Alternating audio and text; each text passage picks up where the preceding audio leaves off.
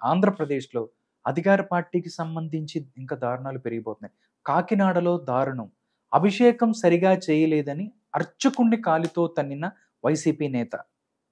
అంటే ఎంత దారుణం సార్.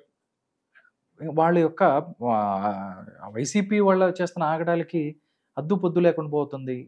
ఇలాంటి పాల్గొన్న పౌర్ణమి సోమవారం సందర్భంగా శివాలయంలో భక్తుల రద్దీ అధికంగా ఉంది కాబట్టి అక్కడికెళ్ళి మీరు నాకు చేయలేదని అర్చకుడిని కాలుతో తన్నాడు వైసీపీ. ఆయన ఏదో పాలు ఇచ్చాడంట ఆ! శివలింగం మీద, ఆయన ఆ! పాలు పోయాల. ఆ! ఆ పాలు ఇతను సరిగ్గా పోయలేదంట. హ్మ్. ఏంటి, శివలింగం మీద నేను తెచ్చిన పాలు సరిగ్గా పోయలేదు, పక్కాడి పాలు బాగా పోసి మంచి మంత్రం చదివావు, హ్మ్. నాకు సరిగ్గా చేయలేదనే కోపం ఏదో ఆయనకు వచ్చింది. అక్కడ ఉన్నటువంటి అర్చకుడిని కోప్పడ్డాడు. హ్మ్. ఆ తర్వాత ఇంకా కోపం ఆగలేదు. హ్మ్. ఇంతలోకి ఆ అర్చకుడి సహాయకుడు ఎవరో వచ్చి ప్రసాదం పంచుతూ హ్మ్. అందరితో పాటు భక్తులతో పాటు ఈయనకి కూడా ప్రసాదం ప్రసాదం పెట్టాడు. పెట్టాడు. ఈయన ఏదో కార్పొరేటర్ ఏదో అవును. చందర్రావు అవును. అవును సార్. వెంటనే లాగిపెట్టి చోటు కొట్టాడు ఆ ప్రసాదం పెట్టేవాడిని. హ్మ్. అడ్డుపడ్డారు. ఇంకో అర్చకుడు వచ్చి అదేంటి తప్పు కదా, మీరు అర్చకుడి మీద చేయి చేసుకుంటారని. చేసుకుంటారని వెంటనే అతన్ని కూడా దవడ మీద కొట్టాడు. కొట్టాడు. అంటే ఇదంతా పొగరు, మదం, అహం. అధికార మదం. ఇప్పుడు ఏ విధంగా హ్మ్. వీళ్ళకి అహం తలకెక్కింది.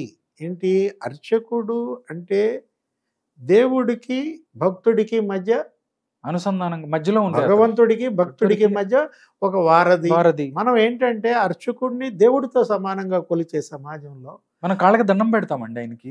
అక్షంతలు ఎంచుకుంటాం, ఆశీస్సులు తీసుకుంటున్న పరిస్థితుల్లో ఇక్కడే కాదు, గత 5 ఏళ్లలో అనేక చోట్ల ఆలయాలన్నిటిపైన కూడా అర్చకుల పైన కూడా దాడులు జరిగిన పరిస్థితి.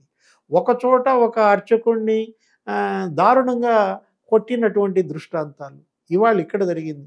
అంతకుముందు మరో చోట జరిగింది. అర్చకుల మీద దాడులు జగన్మోహన్ రెడ్డి పరిపాలనలో చాలా పెరిగాయి. హ్మ్.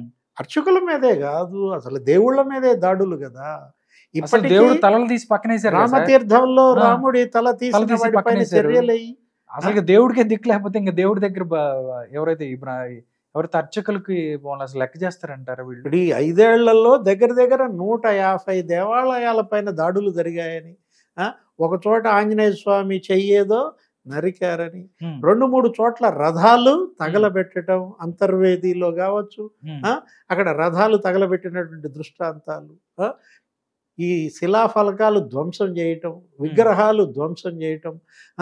ఆంధ్రప్రదేశ్లో జగన్మోహన్ రెడ్డి పరిపాలనలో ఏ విధంగా ఈ అరాచక శక్తులు స్వైర విహారం చేశాయి.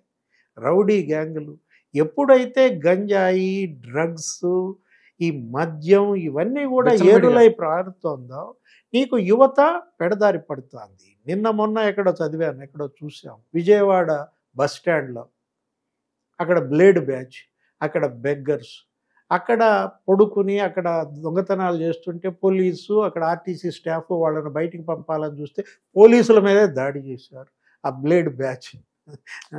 అంటే గంజాయి బ్యాచ్, బ్లేడ్ బ్యాచ్, ఇంకేంటి నిక్కర్ బ్యాచ్ ఏదో ఉంది, ఇలాంటి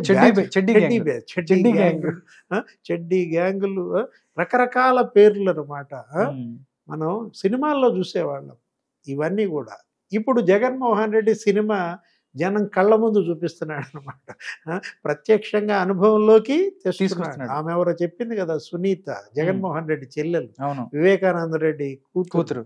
సినిమాల్లో చూశాను, హంతకులు మన చుట్టూతానే తిరుగుతూ ఉంటారు, బాబాయ్ నా కోసం 11:40 దాకా ప్రచారం చేశాడమ్మా అంటే నేను నిజమే అనుకున్నాను, అతనే హంతకుడని నాకు తర్వాత కానీ తెలియలేదు అని సొంత చెల్లెలే అవినాష్ రెడ్డి తన తండ్రి హత్యలో ఎలా ఇన్వాల్వ్ అయ్యాడో చెప్పిన పరిస్థితుల్లో అశాంతికి, అభద్రతకు ఆంధ్రప్రదేశ్ ఆలవాలంగా మారిందనమాట. అందులోనే ఈ అర్చకులపై దాడులు. దీనిపైన సమాజం తిరగబడాలి. ఇది కేవలం హిందూ సమాజానికి సంబంధించిన అంశం కాదు. ఇదేదో కేవలం గుడులు, అర్చకుల యొక్క ఇష్యూ కాదనమాట. ఇవాళ వాళ్ళకి జరిగింది, రేపొద్దున పాస్టర్లకు జరుగుతుంది, ఎల్లుండి ఇమాములకు జరుగుతుంది, మౌజర్లకి జరుగుతుంది. ఏ దేవాలయానికి భద్రత లేదు. ఏది క్రైస్తవ దేవాలయాలు కావచ్చు, హిందూ దేవాలయాలు కావచ్చు, మసీదులు కావచ్చు, ఏ అర్చకుడికి, ఇమాంకి, మౌజన్కి, పాస్టర్లకి ఎవరికి భద్రత లేని పరిస్థితి ఎందుకు ఏర్పడింది? ఒక్క తప్పిదం అన్నమాట, ఒక్క ఛాన్స్. నేరస్తులు గనుక పాలకులు అయితే నేరగాళ్ళెంత స్వైర విహారం చేస్తారో నీకు ఆంధ్రప్రదేశ్ మచ్చుతునికి. 5 సంవత్సరాల నుంచి చూస్తానే ఉన్నాం.